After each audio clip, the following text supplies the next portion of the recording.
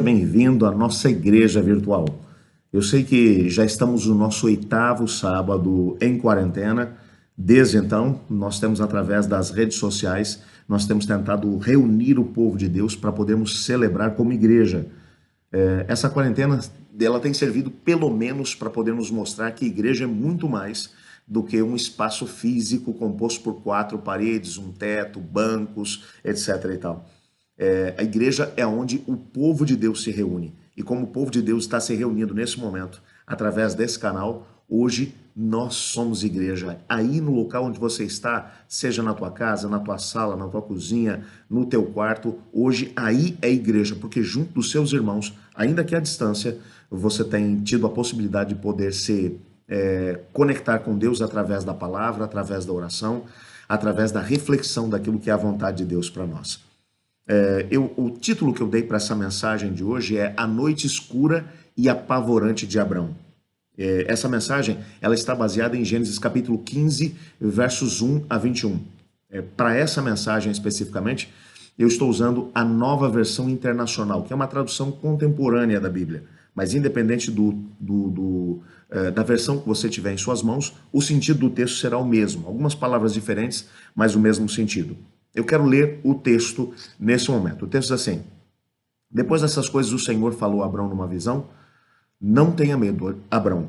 Eu sou o teu escudo, grande será a tua recompensa. Mas Abrão perguntou: Ó soberano Senhor, que me dará se continuo sem filhos e o herdeiro do que possuo é Eliezer de Damasco? E acrescentou: Tu não me deste filho. Um servo da minha casa será meu herdeiro. Então o Senhor deu-lhe a seguinte resposta: Seu herdeiro não será esse? Um filho gerado por você mesmo será o seu herdeiro. Levando-o para fora da tenda, disse-lhe: Olhe para o céu e conte as estrelas, se é que podes contá-las. E prosseguiu: Assim será a tua descendência. Abrão creu no Senhor, e isso lhe foi creditado como justiça. Disse-lhe ainda: Eu sou o Senhor que o tirei de Ur dos Caldeus, para dar a você essa terra como herança. Perguntou-lhe Abrão: Ó soberano Senhor, como posso saber que tomarei posse dela? Respondeu-lhe o Senhor: Traga uma novilha, uma cabra, um carneiro, todos com 3 anos de vida, e também uma rolinha e um pombinho. Abrão trouxe todos esses animais, cortou-os ao meio e colocou cada metade em frente à outra. As aves, porém, ele não cortou. Nisso, aves de rapina começaram a descer sobre os cadáveres, mas Abrão as enxotava.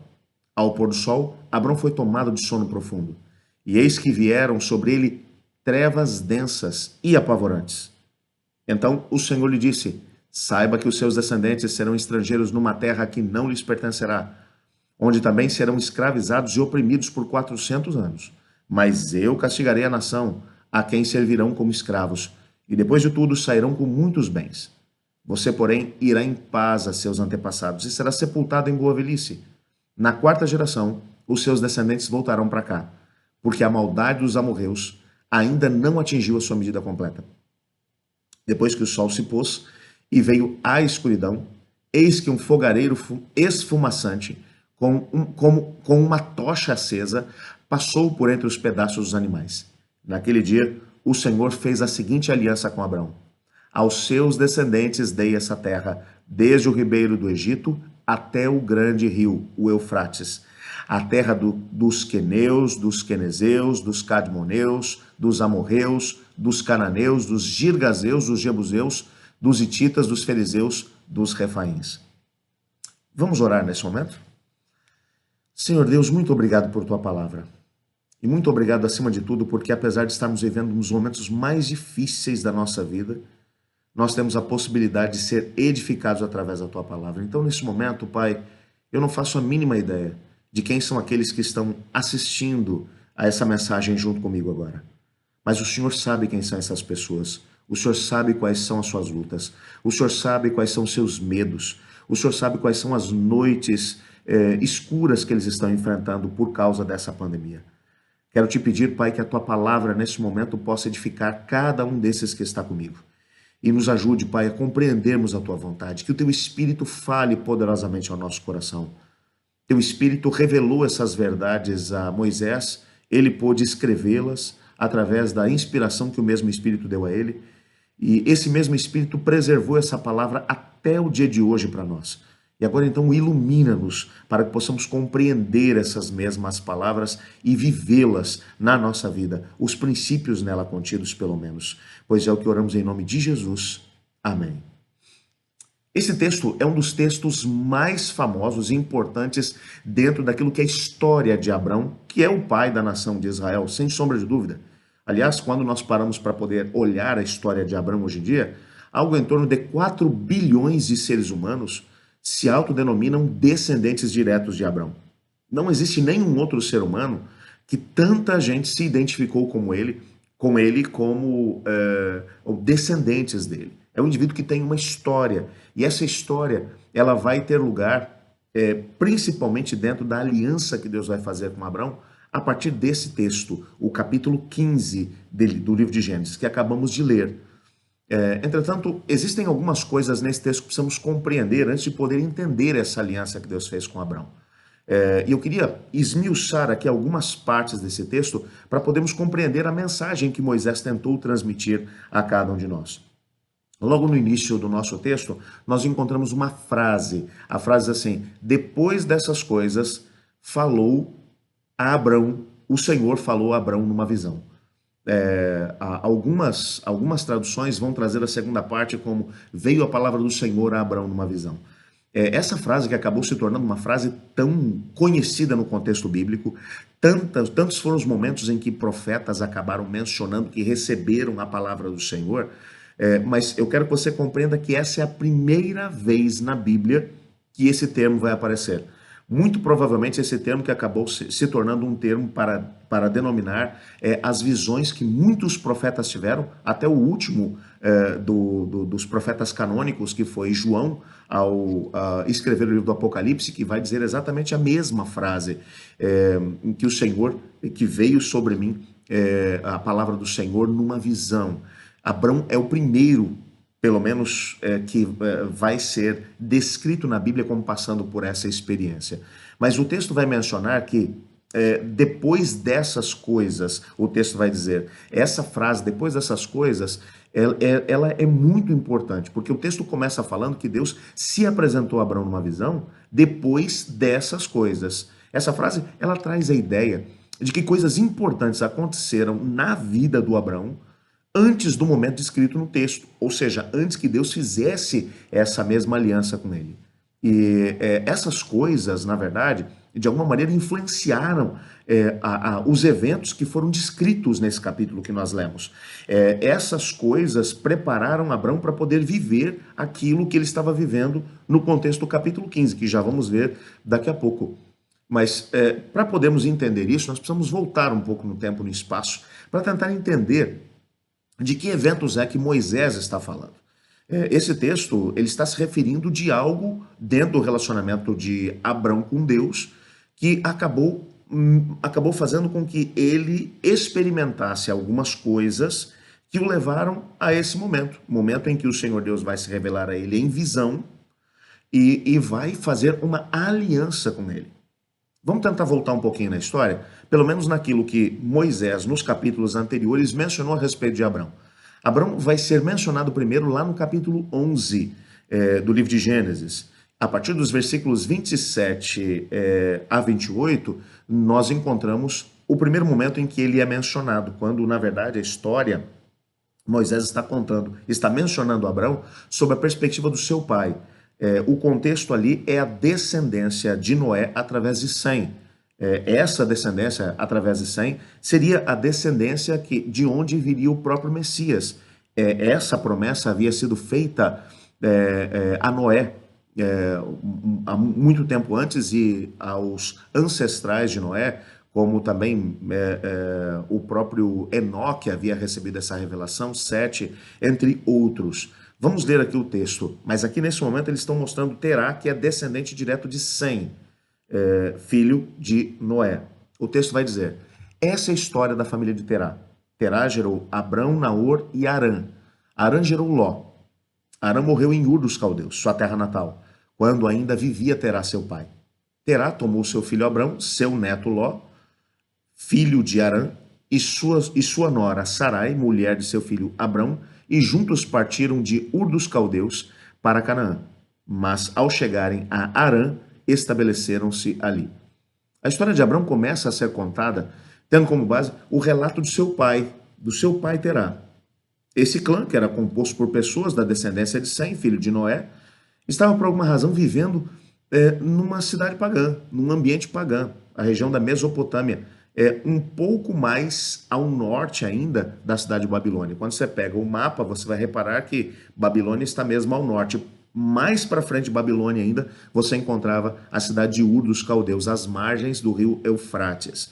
Era uma cidade pagã, um povo idólatra, e apesar disso, nós descobrimos que Terá, ele adorava o Deus verdadeiro, ao Deus criador do céu e da terra. Mas o culto ao Deus verdadeiro acabava dentro da família do Terá, pai de Abrão, acabava sendo dividido entre as divindades da Mesopotâmia, entre os deuses falsos da Mesopotâmia. E isso desagradou muito a Deus. Quando olhamos para o livro Patriarcas e Profetas, Ellen White vai mencionar exatamente isso, que Terá, ele era um indivíduo que adorava a Deus e deu esse conhecimento do Deus verdadeiro ao Abrão e à sua família, mas ainda dividia essa adoração com outros deuses. Terá teve 3 filhos, segundo aquilo que o texto vai mencionar. Abrão era o mais velho, depois Naor, e o caçula era Harã. Por alguma razão que o texto não vai nos informar, Harã morreu prematuramente. Flávio Joséfo vai dar uma informação que nós não temos a possibilidade de poder confirmar. Ela vai dizer que, no livro de História dos Hebreus, que Harã morreu deixando seu filho Ló e 2 filhas, Sará e Milca. Abrão se casou com Sará e Milca com Naor. Segundo alguns comentaristas, no período patriarcal, não havia uma palavra específica para poder descrever um sobrinho. Então, o filho de um irmão era chamado também de irmão, por isso Abrão menciona Sarai como sua irmã. Mas, como mencionei ainda há pouco, esse fato não pode ser comprovado por nenhum tipo de dado histórico, ou ele não é suficiente para podermos legislar sobre o assunto. Até porque Abrão, mais tarde, vai mencionar que Sarai era sua meia-irmã, filha de Terá, mas não da sua mesma mãe.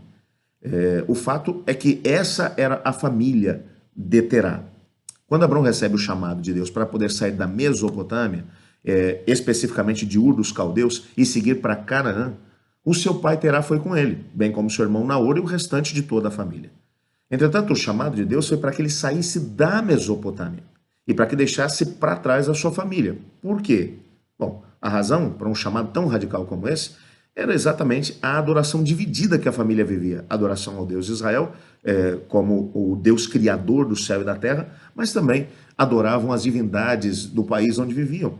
E Deus percebeu que o restante da família não teria a capacidade de poder se separar dos seus deuses mesopotâmicos e adorarem única e exclusivamente ao Deus de Israel. Mas Abrão não teve a coragem suficiente naquele primeiro momento para poder fazer um rompimento tão radical da família. Isso desagradou a Deus, mas mesmo assim, em sua grande paciência, e Deus é extremamente paciente conosco, louvado seja o nome do Senhor, ele esperou pelo tempo de Abrão. Isso fez com que, obviamente, o próprio projeto de Deus acabasse tendo que esperar um pouco. Terá era o patriarca da família, portanto, em Gênesis, no capítulo 11, ele é apresentado como aquele que saiu de Ur dos Caldeus e seguiu em viagem com a família. Entretanto, a viagem ela acabou tomando um outro rumo. Eles chegaram até Harã, ainda na Mesopotâmia, hoje o sul da Turquia, aonde Terá acabou falecendo. Eles chegam até esse lugar, que provavelmente era apenas um lugar de passagem, eles se estabelecem naquele lugar. E Terá vai dar o nome daquele lugar, o nome do seu filho mais novo, o nome de Harã. Esse lugar vai se tornar um lugar muito importante. Esse lugar está mesmo na fronteira com a terra de Canaã. Está muito próximo da terra de Canaã. Mas Terá acaba morrendo por lá. E agora a gente precisa dar uma olhada no que aconteceu. De novo, Deus se apresenta agora a Abrão e o chama para que ele continue a viagem até o seu destino, a terra de Canaã. Ele ainda estava na Mesopotâmia, apesar de ter saído de um extremo da Mesopotâmia e ido até o outro extremo, ele continuava ainda na terra do seu pai. Agora, Gênesis capítulo 12, verso 1, vai mostrar esse segundo momento em que Deus se apresenta a Abrão.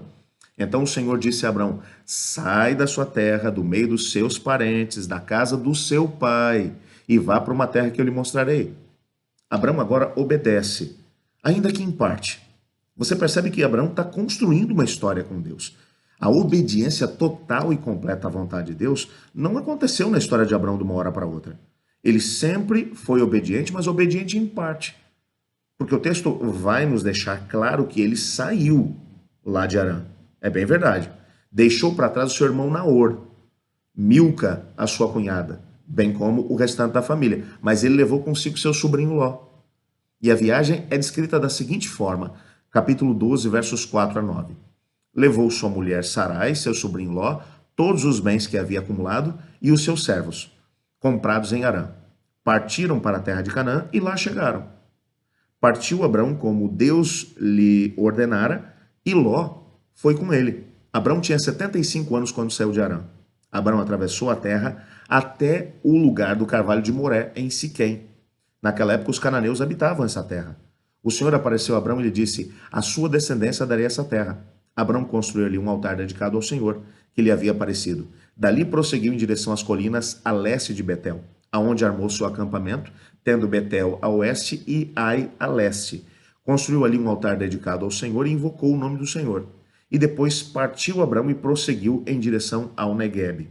É bem verdade que são muitas as informações que são dadas aqui nesses poucos versículos. A primeira coisa que o texto aqui está dizendo é que Deus, você se lembra que lá no versículo 1 Deus tinha dito: sai agora da terra da peregrinação dos seus pais, a terra da Mesopotâmia, eles ainda estavam em Harã, e vai para a terra que eu te mostrarei. Eu te chamei para a terra de Canaã, não para permanecer em outro lugar, em outra ponta da Mesopotâmia.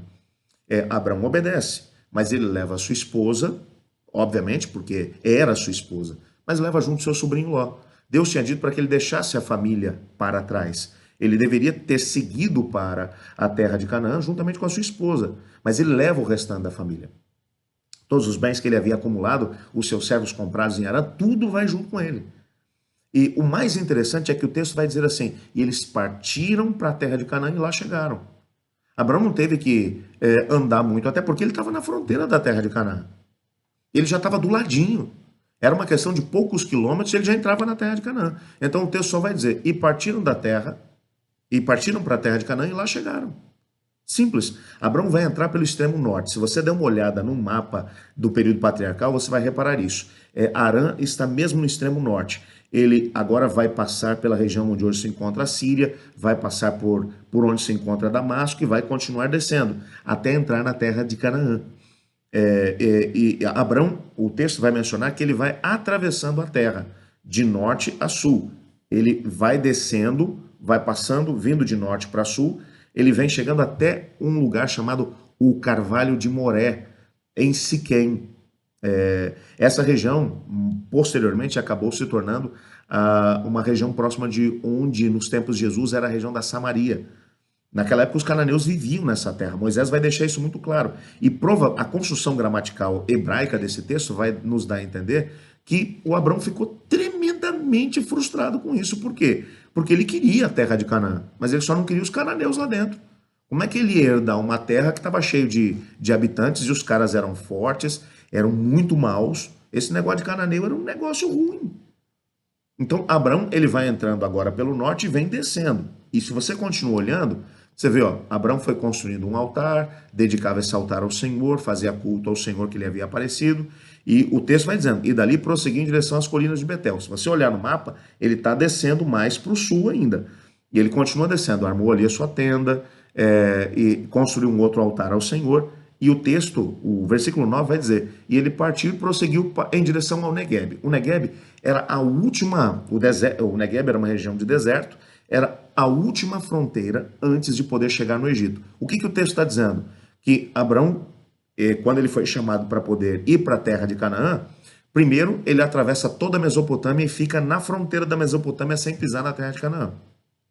Quando ele pisa na terra de Canaã, ele entra pelo norte, ele passa o território todo e chega no extremo sul.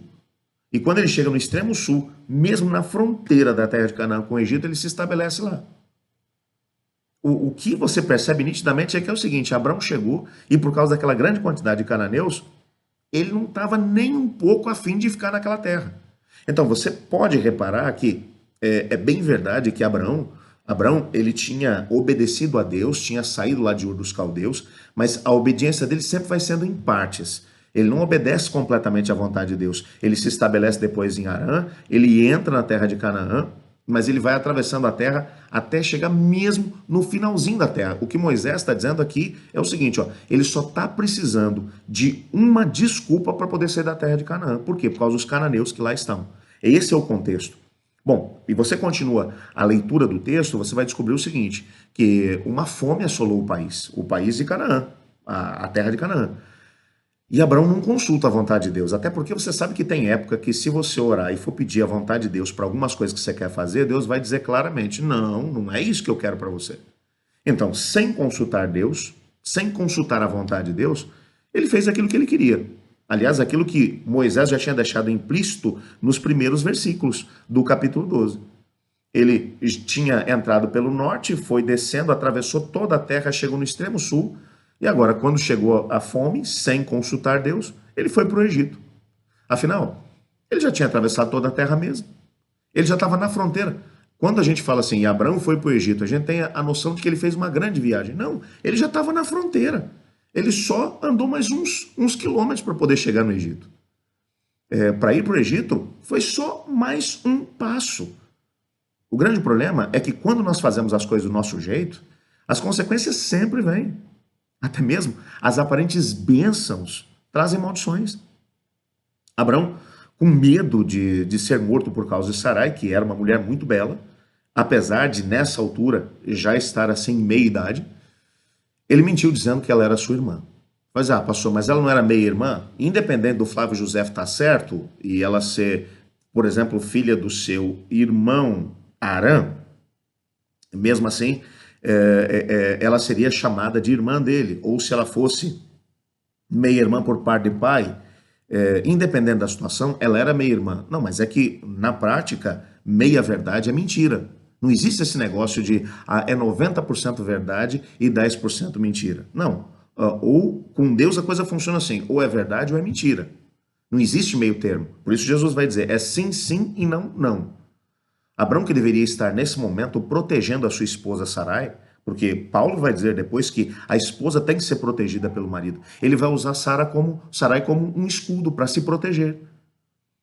E aquilo que ele preveu que aconteceria, aconteceu quando ele chega no Egito, com uma mulher extremamente bonita, como era o caso da Sarai. O faraó bateu o olho nela e a tomou para o seu harém, como esposa. O faraó se casou com ela. E por causa dela, o Abrão e os seus sobrinhos se tornaram muito ricos em gado, servos, prata, ouro, pedras preciosas, se tornaram imensamente ricos. O princípio aqui mencionado é que mesmo a aparente bênção longe do plano de Deus, pode ter certeza, ela vai se transformar em maldição em algum momento. Porque quando você para poder pensar na experiência que você constrói quando está longe do plano de Deus, você pode ter certeza de que quando você, mesmo tendo um aparente sucesso longe daquilo que é o propósito estabelecido pelo Senhor, essa, entre aspas, bênção vai acabar se tornando uma maldição. Pela mentira do Abrão, por exemplo, a Bíblia vai mencionar que Deus enviou pragas sobre o faraó. E, de alguma maneira, o faraó acabou sendo avisado de que o Abrão estava mentindo. Agora, olha aqui a situação que é descrita por Moisés. Porque Abrão desobedeceu a Deus, o próprio faraó, que é um rei pagão, vai chamar a atenção do servo de Deus por causa do seu pecado. Faraó acaba por expulsá-lo do país, e Abrão, agora, ele volta para a região de Canaã. Ele vai passar de novo ali pela região do Negueb, e ele vai se estabelecer próximo da região das campinas de Manre, num lugar montanhoso que posteriormente, depois da conquista da terra de Canaã por Caleb, acabou se chamando Hebron. Era uma região alta, de lá de cima eles podiam visualizar toda a campina do Vale do Jordão, mas é lá que ele vai se estabelecer. E ali, exatamente nesse mesmo lugar, ele percebe que essa bênção que ele havia, essa bênção entre aspas que ele havia recebido no Egito, uma grande quantidade de servos, servas, animais, dinheiro, prata, ouro, que isso na verdade tinha se tornado uma grande maldição, porque agora ele se estabelece nas campinas de Manre e por causa da sua riqueza acumulada lá no Egito, ele acaba tendo dificuldades com o seu sobrinho Ló. Porque aquilo que parecia ser uma bênção, eles adquiriram muito, mas muitos bens. Agora a terra não é suficiente para poder comportar os rebanhos dos dois.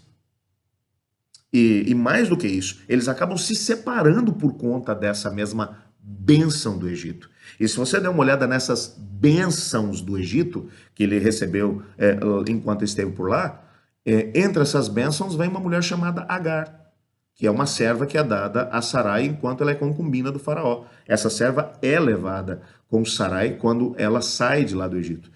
E depois ela vai acabar sendo dada por Sarai a Abrão como esposa, como concubina.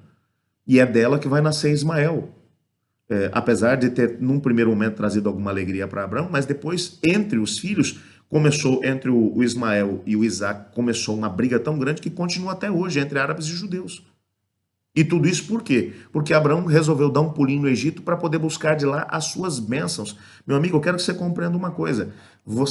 As bênçãos do Egito nunca vão trazer felicidade para a gente. Então não fica olhando por cima do muro achando que o pessoal de lá do Egito vive melhor do que você, de que eles têm melhores bênçãos do que você. Não adianta cobiçar as coisas do Egito, porque isso vai ser maldição. O diabo nunca dá alguma coisa para poder fazer você feliz. Nunca se esqueça disso. Mesmo que você ache que isso possa te trazer algum tipo de felicidade. Então não brinque com as coisas do Egito. Bom, o texto continue. Lá no capítulo 13, você vai descobrir que por causa dos problemas com o seu sobrinho Ló, o Abrão ele acaba tendo que fazer uma proposta para o seu sobrinho para que ambos se separassem, para que as brigas dentro de casa terminassem. Repare que as bênçãos de lá, que ele tinha as bênçãos do Egito, trouxeram grande briga para dentro de casa. Para essa briga terminar, agora não tem outro jeito. O sobrinho vai ter que ir embora. E essas brigas dentro de casa acabam acontecendo, começa com os servos do Abrão e do Ló, e Abrão chama e diz assim, ó, não tem mais como a gente continuar. E dali das campinas de Manre, como mencionei há pouco, mais tarde esse lugar acabou se chamando Hebron, uma região montanhosa, de onde se podia ver as campinas verdejantes do Jordão. Aquela era uma das melhores regiões em termos de recursos naturais, a região das campinas do Jordão, de toda a terra de Canaã. Essa região é a região, era uma região que é descrita dentro do livro de Gênesis como parecendo o jardim do Senhor. Essa é a mesma região que hoje é extremamente desértica, com uma grande quantidade de concentração de enxofre, porque posteriormente o Senhor Deus vai enviar fogo e enxofre sobre aquela campina e destruir absolutamente tudo. Do lugar mais verdejante, mais bonito que havia em Canaã, se tornou o lugar mais desértico, mais árido e fétido que existe em toda aquela região. Abrão, usando agora a sua prerrogativa enquanto líder do clã, dá a Ló a possibilidade de escolha. E Ló vai escolher as campinas do Jordão. E o texto vai mencionar que Ló ele foi armando a sua tenda nas campinas durante toda a extensão desse vale, até que ele chegou a se mudar para Sodoma, a cidade da violência, da luxúria, da promiscuidade. E eu quero só te lembrar que Ló provavelmente acabou tomando esse posicionamento baseado naquilo que tinha sido a própria história que ele tinha aprendido junto com o seu tio. Ora, quando Deus chamou o tio lá na Mesopotâmia para ir para Canaã, o tio, ao invés de ir para Canaã, ele foi fazendo o quê? Ele foi armando a sua terra na região da Mesopotâmia até chegar na fronteira, dentro da terra da Mesopotâmia, mas não entrou lá. Depois, quando Deus chama ele para ir para Canaã, ao invés de ficar em Canaã, ele vai armando a sua terra até sair da terra e ir para o Egito. Ora, se o tio podia ir para o Egito, por que ele não podia ir para Sodoma? É essa mudança de Ló para Sodoma que vai trazer grande perda para ele e, ao mesmo tempo, para toda a sua família. Agora, Ló, ele só está dando continuidade àquilo que tinha aprendido com o tio. O tio tinha ido no Egito para poder buscar as bênçãos, agora Ló vai para Sodoma buscar também bênçãos. Enquanto isso, Abraão começa a compreender algumas verdades importantes a respeito da maneira como se deve obedecer a Deus. E do tipo de bênçãos que a gente deve ou não procurar longe da presença de Deus. E ele agora se estabelece. O texto vai deixar claro que ele se estabelece nas campinas de Manre. E ali ele levanta um altar e adora a Deus. Ele está dizendo para Deus: eu vou ficar aqui, Senhor. Eu vou me estabelecer na terra que o Senhor pediu para eu poder dar. Aqui começa um momento de virada na história da família de Abrão. E enquanto isso, lá nas Campinas do Jordão, o capítulo 14 vai contar que toda aquela região das Campinas do Jordão, que era a principal rota comercial ligando a Mesopotâmia ao Egito nos dias do Abrão, possuía 5 cidades estratégicas e muito ricas, entre elas Sodoma e Gomorra. E essas cidades, elas acabaram sendo conquistadas pelos reis do Vale do Eufrates, lá da Mesopotâmia. Por quê? Se essa era a principal rota que ligava a Mesopotâmia ao Egito, e o Egito era uma das grandes potências daquele momento, e para o pessoal da Mesopotâmia fazer comércio com o pessoal do Egito tinha que passar por aquele vale, quem dominasse o vale poderia cobrar impostos, poderia cobrar pedágio daqueles que passavam por lá, portanto era um lugar muito desejável. Então agora esses 4 reis do Vale do Eufrates conquistam as 5 cidades das Campinas do Vale do Jordão. Em algum momento depois dessa conquista, a política internacional entre a planície do Jordão e a planície do Eufrates acabou colapsando. E os 5 reis do Vale do Jordão acabaram se rebelando contra os 4 reis da planície do Eufrates. Os reis, esses 4 reis lá do Vale do Eufrates, invadem essas 5 cidades, acabaram conquistando, pilhando essas cidades, levaram suas riquezas e fizeram com que a população dessas cidades se tornassem escravos. Inclusive Ló e sua família, que tinha ido buscar as bênçãos lá na cidade de Sodoma, e ele agora e sua família são levados como cativos para a Mesopotâmia. Eles são escravos agora. Provavelmente seriam vendidos como tal. Mas Deus ainda não havia esquecido da família do Ló. E por providência pura e exclusiva, por providência divina, um sobrevivente escapou e foi contar a Abrão o que havia acontecido. Abrão, por sua vez, quando soube do que tinha acontecido, dessa conquista dos 4 reis sobre as 5 cidades, ele imediatamente contactou com seus 3 aliados, Manre, Escol e Aner, que eram indivíduos que viviam ali naquelas campinas de Manre, na região que depois ficou conhecida como Hebron. Esses se unem a Abrão. Abrão, o texto vai mencionar que ele tinha 318 soldados, indivíduos que haviam nascido na sua casa e que ele havia treinado esses indivíduos para poderem ser seus soldados. Eles saem em perseguição aos 5 reis do vale, aos 4 reis, aliás, do Vale do Eufrates, os encontram próximo de Damasco, aonde no meio da noite eles fazem um ataque. Foi um ataque tão tremendo, tão rápido, tão cirúrgico, que a vitória foi total de Abrão e dos seus aliados. Com essa vitória, eles conseguem libertar os prisioneiros e eles levam todo o saque dessas 5 cidades de volta junto com eles. E nesse retorno para casa agora, eu quero só te lembrar que Abrão foi alcançar esses 4 reis já lá em cima, perto da fronteira que havia entre a região da Síria e a região da Mesopotâmia. Quando eles já estão quase entrando na região da Mesopotâmia, Abrão os encontra. Agora Abrão está descendo no mapa. Se você tiver a possibilidade de poder visualizar um mapa das peregrinações de Abrão, você vai ver, Abrão volta, ele começa a descer de novo, junto com todos os prisioneiros que ele havia libertado, com os despojos de guerra, ele está descendo de novo. Quando ele está descendo, ele chega perto de uma cidade chamada Salem, que posteriormente recebe o nome de Jerusalém, ou de Jerusalém. E ali, naquele lugar, ele tem 2 encontros que mostram que o Abrão realmente havia aprendido lições preciosas em meio a essas crises e aos erros que ele havia cometido até aquele presente momento. O primeiro encontro, que está ali no capítulo 14, versos 21 a 23, é um encontro com o rei de Sodoma. O texto vai dizer assim: o rei de Sodoma disse a Abrão: dá-me as pessoas e pode ficar com os bens. Mas Abrão respondeu ao rei de Sodoma: de mãos levantadas ao Senhor, o Deus Altíssimo, Criador do céu e da terra, juro que não aceitarei nada do que pertence a você, nem mesmo um cordão ou uma correia de sandália, para que você jamais venha dizer, eu enriqueci Abrão. Sabe, quando você olha para essa conversa, esse primeiro encontro, você talvez vai perguntar assim, mas o que está acontecendo com Abrão?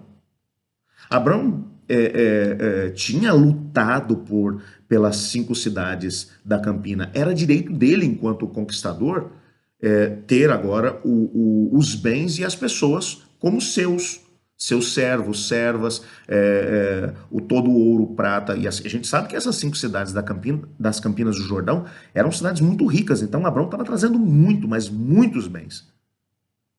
Agora Abrão vai dizer, não, eu não quero. Não vou pegar. Mas, e ele vai dizer, nenhum cordão, uma correia de sandália, nada. Eu não quero nada. Absolutamente nada. O que está acontecendo aqui? Bom, Abrão ele sabia que a cidade de Sodoma era má. Assim como ele sabia agora, nessa altura, que o Egito também era mau. Deus não o tinha dirigido para a cidade de Sodoma. Assim como não o tinha dirigido anteriormente para o Egito. Abrão tinha aprendido a lição. Provavelmente, quando a fortuna, em termos de servos, servas, ouro, prata, rebanhos, etc., se apresentou diante de Abraão, o seu homem interior deve ter sussurrado ao seu coração, Abraão, vai, você merece. Olha quanta riqueza você vai poder acumular. E você libertou, você conquistou isso, porque você teve que lutar por isso. Mas Abraão tinha sentido na pele o que é receber as bênçãos que não vêm de Deus. Ele já tinha recebido as bênçãos do Egito, e isso tinha sido maldição. Por essa causa, muito provavelmente por isso, Abraão vai entender, foram essas bênçãos que me afastaram do meu sobrinho, foram essas bênçãos que trouxeram brigas para dentro da minha casa, e eu não quero repetir a dose. Esse texto, na verdade, esse primeiro encontro está mostrando que Abrão tinha aprendido uma grande lição, uma lição de obediência a Deus. Mas o segundo encontro que ele vai ter está ainda no capítulo 14, versos 18 a 20, onde lemos as seguintes palavras.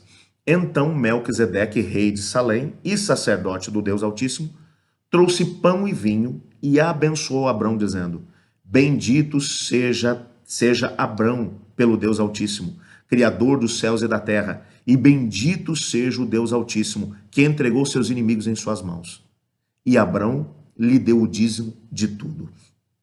O que é mais interessante é que a tradição judaica vai mencionar que esse Melquisedeque, que era o rei de Salém, ele era o mesmo Sem, filho de Noé. Que quando você vai olhar a genealogia, você percebe nitidamente que Sem ainda estava vivo por ocasião do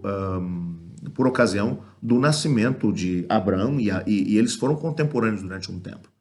Então, nós não temos nenhum tipo de dado histórico que possa comprovar isso. Estou mencionando, é a tradição judaica que vai dizer isso. Nós não sabemos quem é esse indivíduo porque não existe genealogia dele, ele simplesmente aparece e desaparece do relato bíblico. Nós não temos nenhum documento antigo ou novo que possa comprovar essa informação. Mas o certo é que o Melquisedeque é apresentado como rei e sacerdote dessa cidade que é Salém, que acabou se tornando um dos lugares mais importantes dentro da história sagrada. E Jerusalém acabou se tornando depois um centro onde Deus resolveu morar junto com o seu povo. Quando Deus vai mencionar a capital na qual Deus vai morar depois da renovação de todas as coisas, o nome é Nova Jerusalém. Portanto, esse lugar é um lugar emblemático. Mas o mais interessante é que o Melquisedeque, ele procura Abrão. Abrão tinha acabado de se encontrar com o rei de Sodoma e tinha tido um embate com ele. Disse, não quero nada do que é teu, nada. Bênçãos de uma cidade como Sodoma eu não quero. Agora, o Melquisedeque vem até ele e vem para poder abençoá-lo. Oferece uma refeição simples, é bem verdade, pão e vinho, e Abrão aceita. E mais do que isso, a gente não sabe o teor dessa conversa. Flávio José vai mencionar que nesse encontro eles fizeram uma aliança, Melquisedeque e Abrão. Há todo um contexto ali, os alimentos que são oferecidos são todos de um contexto de aliança, do tipo de aliança que era feito naquele período, e ele é rei e sacerdote do Deus Altíssimo. E o mais interessante é o que Abrão faz. Abrão lhe devolve o dízimo de tudo o que possuía. Veja, Abrão não devolve o dízimo daquilo que ele tinha recebido ou daquilo que ele tinha conquistado, que fazia parte dos tesouros das 5 cidades das Campinas do Jordão. Não é de lá de Sodoma e Gomorra que ele vai devolver o dízimo, era do que ele possuía. E quando nós olhamos para esse texto e para essa informação, assim, com os pés no chão, esquece o aspecto religioso que está aqui envolvido, ok? Parece que algo não está certo. Abraão sai em guerra, ele não fica com os espojos da guerra e ainda devolve o dízimo de tudo que ele já tinha antes. Parece que o patriarca saiu levando muito prejuízo nessa história. Parece que agora, ao invés dele aumentar a sua fortuna, ele está diminuindo. Mas, na verdade, o que o texto está aqui mostrando para a gente é uma verdade embutida nisso. A verdade é que esse momento foi o momento em que finalmente o Abraão, ele decidiu parar de fazer as coisas do seu jeito e fazer as coisas do jeito de Deus. E na matemática divina, se é que você se lembra disso, as operações são completamente diferentes. Você tem mais quando divide, você multiplica quando subtrai para devolver aquilo que é de Deus. Quando você reconhece que tudo que você tem provém de Deus, então aí as coisas funcionam. Provavelmente, aquilo que o Abraão estava tentando fazer aqui é o seguinte: olha, eu sei que eu fui lá no Egito para poder buscar aquilo que não era o que o Senhor queria me dar. Mas eu agora, nesse momento, quero reconhecer que tudo provém de Deus e eu quero devolver a Deus aquilo que é dele. Não quero ter nada nas minhas mãos que pertencem a Deus. O que está acontecendo é o seguinte: Abraão está tomando uma postura. Abraão está querendo romper com os erros que ele havia cometido no passado. Ele está tentando dizer para Deus: Senhor, eu quero viver para ti. Eu quero ser capaz de poder te obedecer. Eu não quero ter nada a ver com aquilo que provém do inimigo, daquilo que não provém de ti. Eu só quero o que vem do Senhor. Até esse presente momento, 10 anos haviam se passado em termos das peregrinações de Abraão. Abraão tinha 75 anos quando ele recebe o chamado para poder sair de Harã, e quando ele finalmente entra na terra de Canaã. E agora, nesse momento, quando finalmente ele passa por esses 2 encontros na região de Salem, ele vai e toma algumas posturas. Ele já tem 85 anos. E agora a gente está preparado para poder entender o capítulo 15 que a gente leu. E o capítulo 15 começa com Deus dizendo assim: não tenha medo, Abraão, eu sou o seu escudo, grande será a sua recompensa. O versículo 1 do capítulo 15 diz essas palavras. Com esse pano de fundo, nós entendemos o que o texto queria dizer com o depois dessas palavras. O depois dessas coisas é tudo aquilo que acabou acontecendo, tudo aquilo que a gente viu até agora. Desde que ele tinha sido chamado lá em Ur dos Caldeus, até o momento em que ele tinha tido os 2 encontros lá em Salem. Na continuação do texto, Deus diz a Abraão que ele não devia ter medo, que Deus seria o seu escudo, que ele receberia sua recompensa. Deus nunca joga nenhum tipo de palavras fora, Deus não joga conversa fora. Cada palavra que Deus pronuncia tem um propósito. E diante de tudo que nós vimos na história de Abraão, o que Deus pretendia comunicar com essas palavras? Bom, vamos dividir isso aqui em 2. A primeira parte do texto vai dizer: não tenha medo, eu sou o seu escudo. O que é que Deus estava querendo dizer com essas palavras? Bom, volta aqui um pouco comigo na história do Abraão. Pensando apenas na perspectiva da estratégia de guerra. Abraão havia acabado de enfrentar 5 reis lá do Vale do Eufrates com os seus exércitos. Com certeza, eles iriam se organizar e iriam tentar uma revanche contra Abraão. Abraão possuía 318 soldados dentro do seu clã. Ele podia até mesmo ter ali os seus aliados, o Manre, o Escol, o Aner, mas mesmo assim agora ele esperava que de alguma maneira guerra fosse feita contra ele.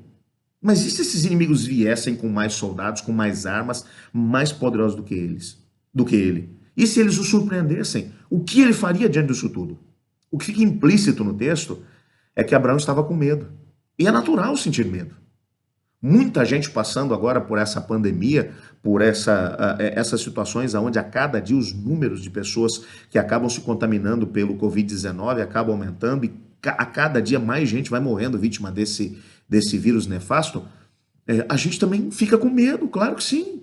E não tem nada de errado a gente sentir medo.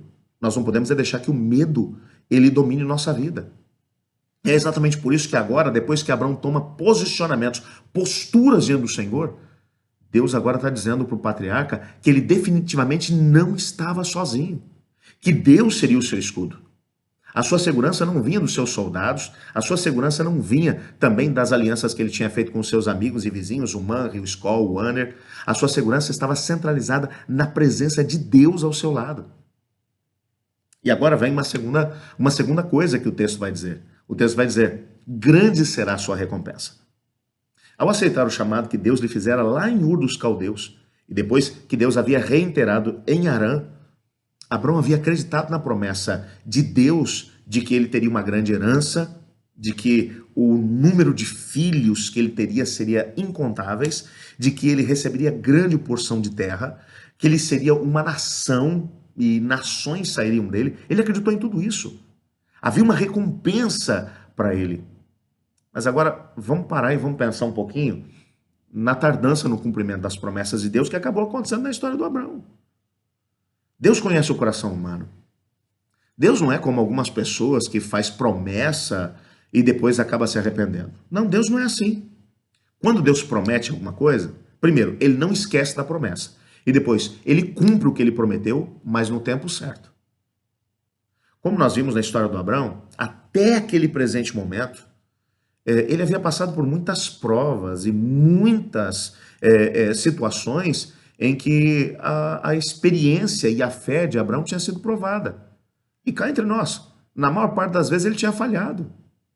Ele tinha escolhido sempre seguir pelo caminho mais fácil e não necessariamente pelo caminho que Deus lhe apontava.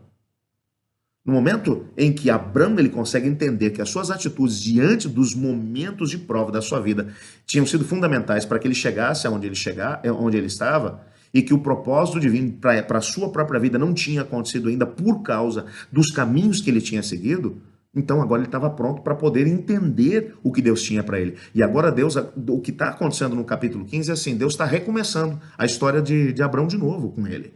Deus está recontando a história. Deus está resetando essa mesma história. Diz assim, ó, vamos começar de novo, Abrão? Então, eu tenho uma grande herança para você. Deus não apenas vê, mas ele também intervém na nossa história, ou na história do profeta, do patriarca, aqui por assim dizer, do Abrão, quando Abrão lembra das promessas de Deus. O Abrão está pensando que Deus tinha se esquecido das promessas que tinha feito, mas na verdade, a gente vai perceber que Deus não tinha se esquecido coisa nenhuma. Deus apenas estava esperando que o Abrão se colocasse numa postura onde as promessas de Deus pudessem se cumprir na sua vida. E quantas vezes a gente, em momentos de crise, toma posturas que impedem que as promessas de Deus se cumpram em nós? Porque a gente procura, às vezes, o caminho mais fácil, o caminho mais curto, o caminho que seja menos sofrido. Não é isso que a gente costuma fazer? E cada vez que a gente faz isso e deixa de lado, assim diz o Senhor, a gente está postergando o caminho de Deus. E mais interessante é que lá em 2 Pedro, Deus vai dizer assim, através de Pedro, ou Pedro vai dizer sobre Deus, o Senhor não se atrasa em fazer o que prometeu, mas ele é paciente convosco, não querendo que ninguém se perca, mas que todos cheguem ao arrependimento. Deus tem paciência, o que significa que ele espera. A gente às vezes está ali chafurdando na lama, a gente está ali batendo cabeça, fazendo escolhas erradas e Deus está dizendo, ó, a pressa é sua. A pressa é sua. Abrão perdeu 10 anos de peregrinação. 10 anos nos quais Deus poderia estar cumprindo a sua promessa, Deus teve que postergar. Por quê? Porque o Abrão não estava pronto. Ele continuava fazendo escolhas iguais às escolhas que ele fazia na Mesopotâmia. Deus o tinha tirado da Mesopotâmia, mas o estilo de vida continuava dentro do coração do Abrão. O restante do capítulo 15, ele pode ser dividido, na verdade, em 3 partes, nas quais Deus vai tomar 3 atitudes em relação a Abrão. A primeira atitude está no capítulo 15, versos 1 a 4, ok? Onde lemos assim, depois dessas coisas, o Senhor falou a Abrão numa visão, não tenha medo, Abrão. Eu sou o teu escudo, grande será a sua recompensa. Mas Abrão perguntou, ó soberano Senhor, que me dará se continuo sem filhos e o herdeiro de tudo que possuo é Eliezer de Damasco? E acrescentou, tu não me deste filho algum, um servo da minha casa será meu herdeiro. Então o Senhor deu-lhe a seguinte resposta, seu herdeiro não será esse, um filho gerado por você mesmo será o seu herdeiro. Pense agora na perspectiva de Abrão. Abrão tinha 75 anos quando Deus se apresentou a ele em Harã e o convidou para poder sair de lá. Em 10 anos de peregrinação e de muita bobagem feita por ele mesmo, como nós vimos na introdução que da história de Abrão que nós vimos até aqui, Ele tinha realmente tomado a maior parte das decisões que ele tinha tomado eram decisões erradas, tentando encontrar o caminho mais curto. Se já tiveram que ter muita fé para poder entender que ele poderia ser pai aos 75 anos, imagine agora aos 85. Quando já tinha dificuldade para poder crer no primeiro momento, imagina no segundo. Por isso, a sua pergunta em resposta à promessa de Deus, da grande herança que Deus acabaria de lhe dar, foi: mas que me dará se continuo sem filhos e o herdeiro do que eu tenho vai ser Eliezer de Damasco? Porque agora Deus já era. Agora já não vai funcionar mais. Em 10 anos, Abraão já tinha se esquecido da promessa que Deus tinha feito a ele. Mas nós precisamos entender que o Eterno não tinha se esquecido das promessas, o plano continuava o mesmo. Na perspectiva de Deus, nada tinha mudado. O Senhor não poderia ter sido mais claro do que ele foi com Abraão, quando ele mencionou: seu herdeiro não vai ser esse não. Eliezer era um cara gente boa, mas não vai ser ele. Um filho gerado por você mesmo será o seu herdeiro. Não tinha como ser mais claro. Quando nós olhamos para a história de Abraão e vemos esse momento de falta de fé, conhecendo o fim da história como nós conhecemos, bom, eu não sei quanto a você, mas eu tenho vontade de gritar para o Abraão assim: calma, Abraão, Deus está sob controle de tudo, eu já conheço o final da sua história. Um dia cerca de 4 bilhões de seres humanos vão se apresentar na história como sendo seus descendentes. Você vai ter um filho, tenha fé, Abraão. É fácil a gente legislar sobre a história do Abraão, não é? É fácil a gente olhar para eles assim: pô, Abraão, acredita, Abraão. Por quê? Porque agora a gente sabe qual é o plano que Deus tem, porque a gente conhece, a gente já leu a história do Abraão. Mas você já reparou que o problema do Abraão é muito parecido com o nosso? Nos nossos dias. Já reparou isso? Como nós não temos uma visão do futuro, assim como o Abraão não tinha enquanto estava vivendo aqui nessa terra, quando nós enfrentamos momentos difíceis, fica difícil crer que as promessas de Deus se cumprirão. Num tempo como esse, por exemplo, de quarentena, eu tenho a plena certeza de que muito daquilo que é o propósito que você compreendeu que Deus tinha para a tua vida, você disse: mas e agora, como é que isso vai acontecer? Como é que será no meio de uma crise como essa? Mas eu quero que você compreenda que isso não é apenas o reflexo da nossa total incapacidade de ver um palmo diante do nosso nariz. Não. Nessas horas, é importante nós nos lembrarmos que Deus ele não muda, que a sua palavra nunca, mas nunca cai no esquecimento, que Deus continua sendo o mesmo. Às vezes, Deus tem que atrasar o cumprimento de algumas promessas na nossa vida porque a gente não está pronto para poder recebê-las. Será que Deus, por causa das atitudes que a gente vai estar tomando no meio dessa pandemia, será que Deus não vai ter que, talvez, postergar o cumprimento de algumas delas na nossa vida, porque a gente não consegue visualizar um palmo à nossa frente? Como a gente não vê um palmo à frente do nosso nariz, a nossa maneira de poder nos relacionar com Deus tem que ser pela fé. Tem que ser crendo naquilo que é a vontade de Deus e dando passos de fé. Aliás, é exatamente isso que vai acontecer agora na história do Abraão. O capítulo 15 é o momento da virada na história dele. O versículo 6 vai nos dizer assim: Abraão creu no Senhor e isso lhe foi acreditado como justiça. Veja, é o primeiro momento, essa é a primeira vez que o autor bíblico, cremos que ter sido Moisés quem escreveu o livro de Gênesis, que vai mencionar que o Abraão creu. Aí você vai dizer: ah, pastor, mas pera um pouquinho. Ele precisou crer para poder sair de Ur e posteriormente de Harã, na terra dos caldeus. Bom, mas aí é que entra a questão. Essa fé que Abraão demonstrou ao sair de Ur dos caldeus era uma fé parcial. Uma fé meio manca. Não era o tipo de fé que Tiago acabou explicando depois na sua carta. O tipo de fé que está disposta a ser comprovada através de atitudes, de atos de fé. Agir pela fé não significa necessariamente que quando você não sabe o que fazer, você vai fazer qualquer coisa. Não. Seguir pela fé significa que, mesmo que às vezes algumas coisas não façam sentido, você faz porque sabe que essa é a vontade de Deus. Ponto. Abraão ainda não tinha tido nenhuma comprovação de que ele seria pai, mas já tinha sinalizado, lá em Jerusalém, em Salem, melhor dizendo, que a sua história seria diferente da história que ele tinha construído até ali.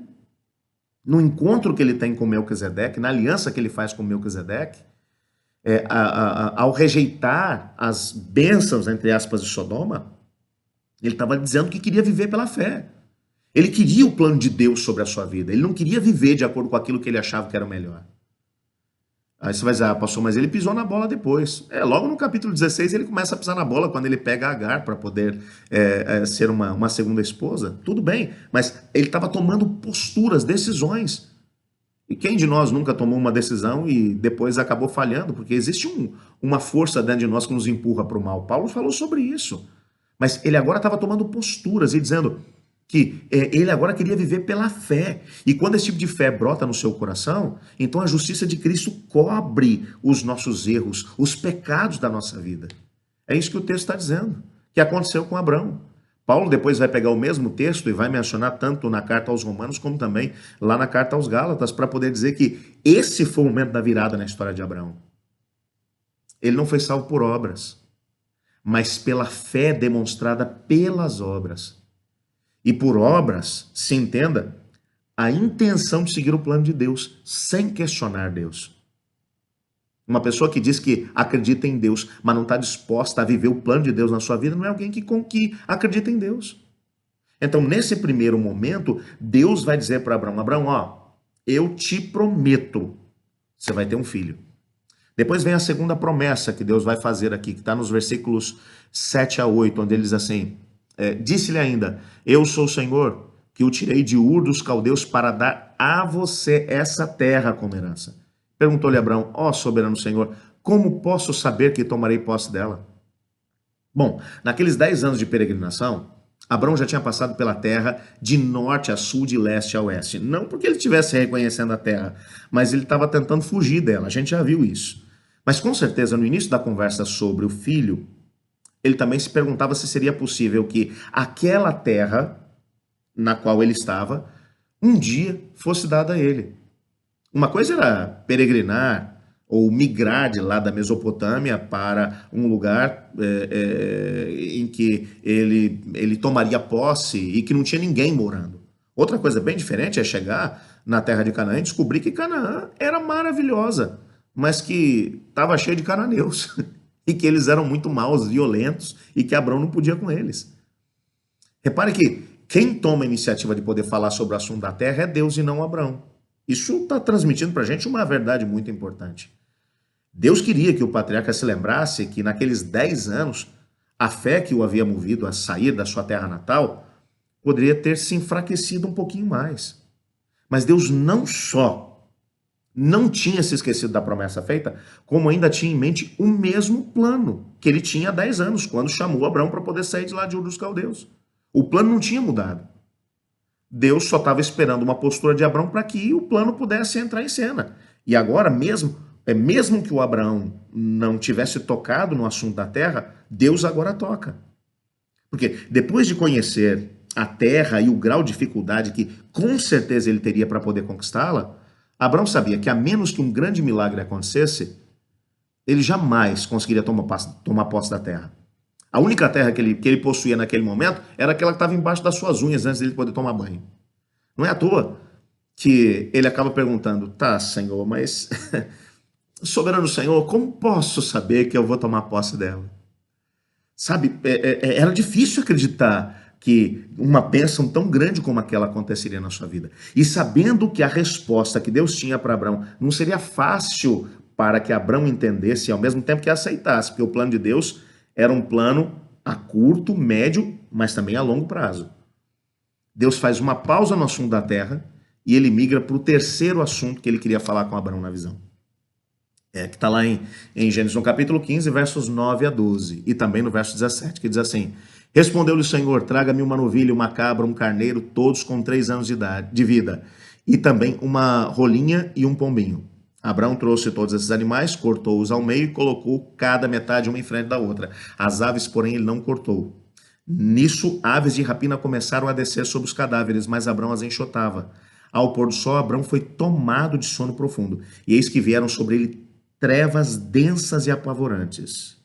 Depois que o sol se pôs, veio a escuridão, e eis que um fogareiro esfumaçante, com uma tocha acesa, passou por entre os pedaços dos animais. Esse texto pode não dizer nada para a gente, mas naquele tempo, na terra onde Abraão estava, na terra dos cananeus, como é que pessoas faziam negócio? quando havia uma transação, por exemplo, de terra, compra e venda de terra, os dois indivíduos, o que estava comprando e o que estava vendendo, estabeleciam os termos da negociação.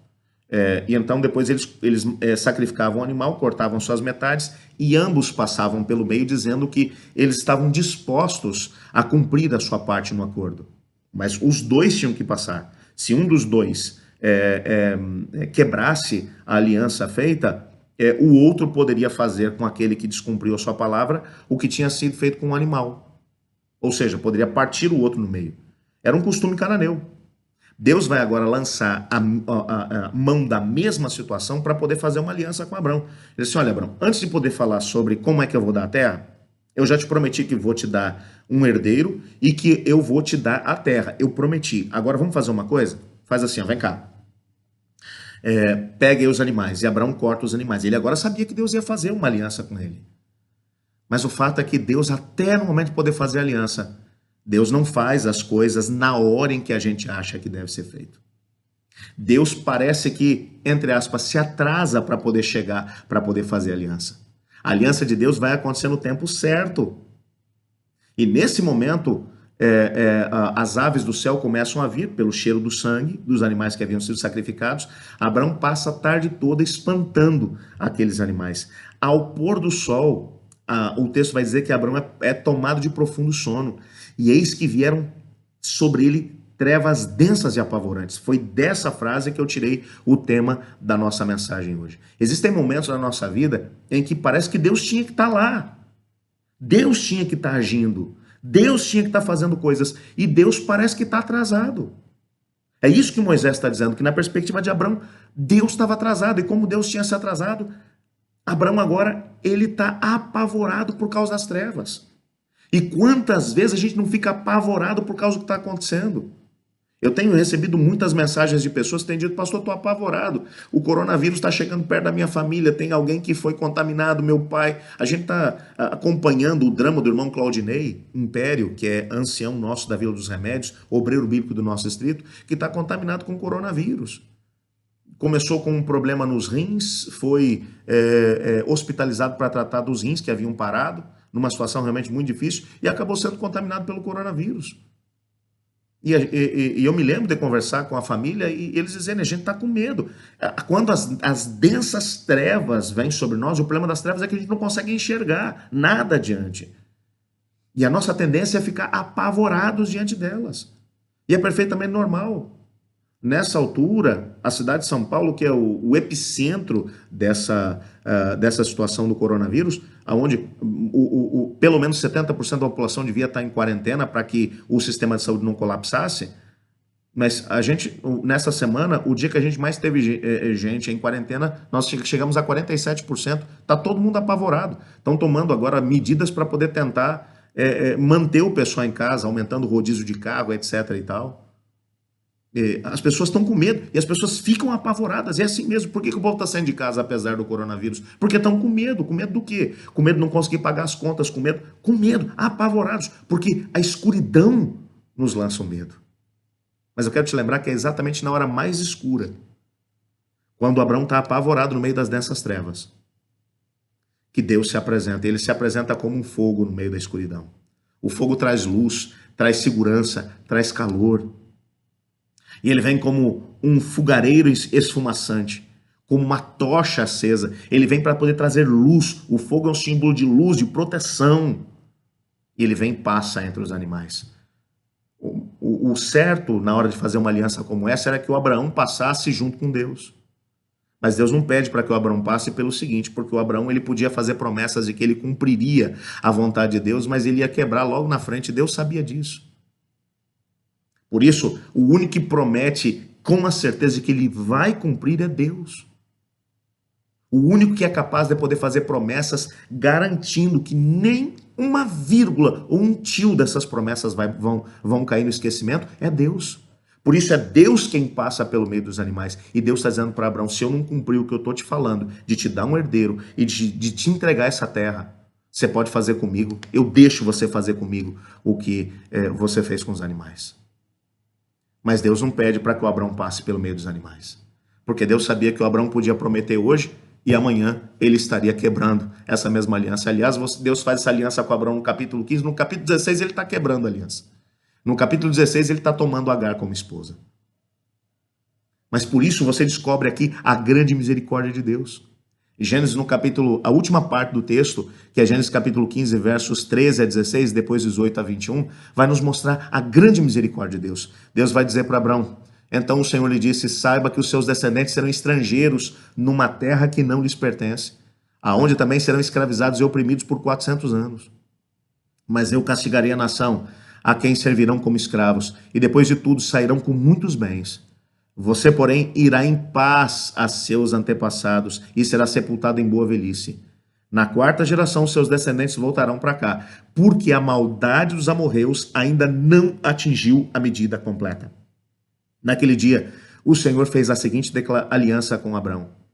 Aos seus descendentes dei essa terra, desde o ribeiro do Egito até o grande Eufrates. A terra dos queneus, dos quenezeus, dos cadmoneus, dos hititas, dos fariseus, dos refaíns, dos amorreus, dos cananeus, dos girgazeus e dos jebuseus. Deus aqui está dizendo para Abrão o seguinte, Abrão, agora eu vou te falar o quando, tá legal? Nem sempre Deus fala para a gente o quando, mas nesse momento Deus resolveu dizer para Deus o quando. Deus disse para Abrão, Abrão, eu prometo, você vai ser pai de uma grande nação e eu vou te dar a terra. Agora eu vou te dizer o quando.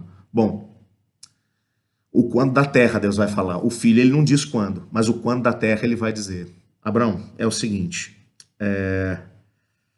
o seu filho vai vir, mas a terra vai vir daqui a 400 anos. Bom, eu imagino Abrão dizendo 400 anos é muito tempo. Com certeza não vou estar vivo até lá. Ele estava com 85 anos naquela altura. Eu imagino Abrão dizendo, agora sim. E Deus vai dizer, vou explicar por quê, Abrão. Nesse meio tempo, algumas coisas vão acontecer. Os seus descendentes serão escravos. Lá no Egito, o lugar para onde você estava fugindo. Mas vou te falar mais. Abrão, depois eu vou castigar o Egito por causa de vocês. Vocês vão sair de lá com muitos bens. O que aconteceu depois que as 10 pragas caíram sobre o Egito e que os filhos de Israel, quando saem na hora do êxodo, eles pedem os bens, eles saqueiam o Egito e saem de lá com grandes riquezas. Isso tudo aconteceu. Ele diz, você, porém, irá para os seus antepassados e sepultado em boa velhice. Você vai morrer antes disso acontecer, Abrão. Essa promessa não vai acontecer no seu tempo, vai acontecer no tempo dos seus filhos. Mas na quarta geração, os seus descendentes voltarão para cá. Por quê? Porque a maldade dos amorreus ainda não atingiu a medida completa. A misericórdia de Deus é a razão pela qual as grandes bênçãos que a gente tem buscado ainda não aconteceram. A misericórdia de Deus é muito grande. E quando você para poder pensar na misericórdia de Deus, Deus estava tendo misericórdia daqueles cananeus. Eram 10 nações que são todas mencionadas no final do capítulo 15. São 10 nações mais poderosas que o Abraão. São 10 nações.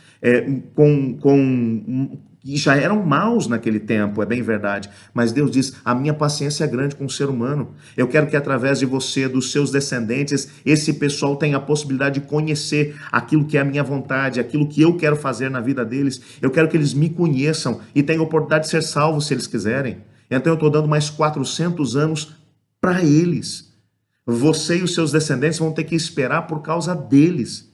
E eu digo para você uma coisa, nessa altura tudo que a gente queria era que Jesus voltasse, é ou não é? Essa semana conversei com uma família que perdeu alguém muito querido para a morte. E que uma das pessoas me disse assim, pastor, tudo que eu queria agora era que Jesus voltasse. E eu digo para você, eu também. Nesse ano eu enterrei meu pai.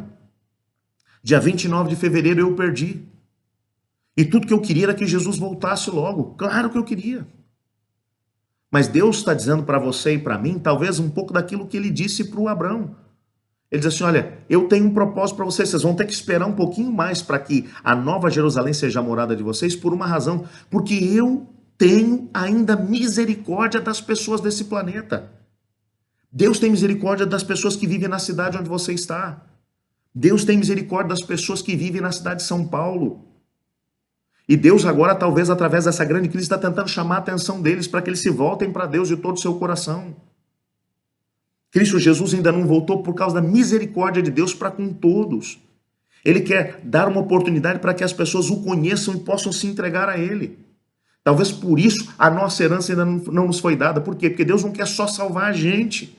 Ele quer nos salvar, mas Ele quer salvar também cada pessoa. Ele quer salvar todos aqueles que têm um compromisso com Ele, todos aqueles que ainda não o conhecem. Deus quer salvar essas pessoas. Deus quer ter um contato com elas. Deus quer alcançá-las para o reino do Senhor. Deus quer chegar até elas. Deus quer chegar até elas. E deixa eu te dizer, meu amigo, que o Senhor Deus ele está alcançando pessoas nesse tempo como nós jamais fomos capazes de poder imaginar que isso aconteceria.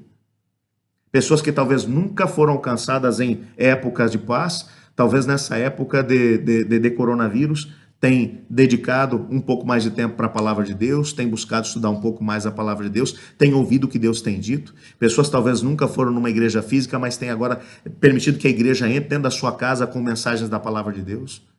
A misericórdia de Deus ainda está à disposição. Deus vai dizer para Abraão, Abraão, você vai ter que esperar porque eu amo não só você e os seus descendentes, eu amo a todos. E eu quero alcançar todos com a mensagem de salvação e de vida eterna. Ellen White, no livro Patriarcas e Profetas, vai dizer que através da peregrinação de Abraão, Isaac e Jacó, muitos dos cananeus conheceram, tiveram a oportunidade de poder conhecer o Deus Criador do céu e da terra e entregaram a sua vida a Cristo Jesus. Entregaram a sua vida a Deus, estabeleceram um propósito com Deus. Na nossa peregrinação aqui na terra, o Senhor Deus olha para você e para mim e diz assim, eu tenho promessa para você, eu tenho uma herança para você e para os seus filhos, eu tenho uma herança para poder dar para vocês. E essa promessa que Deus fez para Abraão, primeiro, ele tem promessa para nós e para a nossa descendência, para a nossa herança. A promessa de Deus é para você e para os seus filhos. A promessa de Deus é para que você e os seus filhos tenham a possibilidade de poder alcançar aquilo que Deus tem para nós, a herança da terra, e a terra que Deus tem para nós é uma terra renovada, como Apocalipse capítulo 21 menciona, uma terra onde não existe mais choro, nem pranto, nem dor, porque as primeiras coisas passaram, aonde Deus, o próprio Deus vai estar governando. Deus tem essa promessa para nós, mas antes que ela se cumpra, o Senhor Deus olha para você e para mim e diz, eu preciso fazer com você uma aliança. A nossa aliança com Deus tem que estar certa, uma aliança que é baseada na fé, assim como a aliança que Deus fez com Abraão.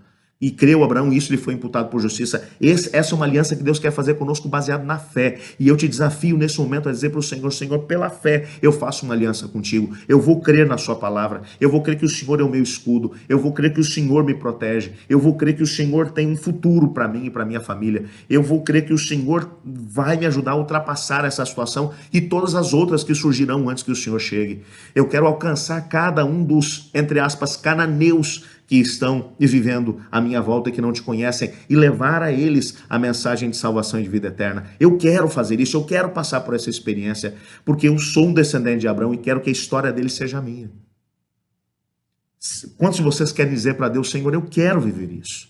Se você quer fazer isso aí, agora, nesse momento, eu queria que você colocasse a sua mão, a sua vida nas mãos do Senhor, mesmo que você esteja hoje vivendo a noite escura e tenebrosa, que o Abraão estava vivendo, com medo. O Senhor Deus se apresentou a ele como um fogo, como uma tocha que iluminou a sua noite. Deus tem luz para trazer para você, para que você enxergue o caminho que você deve fazer, para você entender o que você deve fazer nesse momento para poder ultrapassar essa crise. Deus prometeu que ia estar contigo e Ele está. Eu quero orar com você nesse momento, pedindo para que Deus se manifeste na tua história, assim como Ele se manifestou na história do Abraão. Ore comigo. Senhor Deus, amado Pai, muito obrigado porque a Tua palavra nos mostra que o Senhor quer agir conosco, tendo como base a fé. E o Senhor tem paciência com a gente como teve com Abraão. Perdão, Pai, se algumas vezes a gente tem agido igual a Abraão, pela carne e não pela fé. Por favor, que a Tua graça nos alcance. Nós queremos, Pai, te pedir que nesse momento de trevas, escuridão, de medo, de pavor que a gente tem enfrentado, por conta dessa pandemia, que o Senhor se apresente a cada um de nós como uma tocha fumegante, como um fogareiro esfumaçante, como luz que vai mostrar o nosso caminho, que vai nos ajudar a entender o que a gente tem que fazer. Por favor, Pai, manifesta-te na nossa vida. Queremos reafirmar a nossa aliança contigo, sabendo que ela é feita da nossa parte pela graça mediante a fé. Muito obrigado porque tudo que tinha que ser feito foi feito pelo Senhor e não por nós. Nesse momento nos entregamos em Tuas mãos, te pedindo que nos ajude a podermos encontrar cada um dos cananeus do nosso tempo e mostrar a eles que eles não precisam ter medo, porque o Senhor Deus, Ele existe e Ele se preocupa com seus filhos. Pois é em nome de Jesus que oramos. Amém. Que Deus te abençoe, que Deus te guarde. Tenha um excelente sábado na presença de Deus. Não se esqueça que sábado que vem nós estaremos de volta nesse mesmo canal com mais uma mensagem da palavra do Senhor. Juntos somos a Igreja de Deus. Deus te abençoe.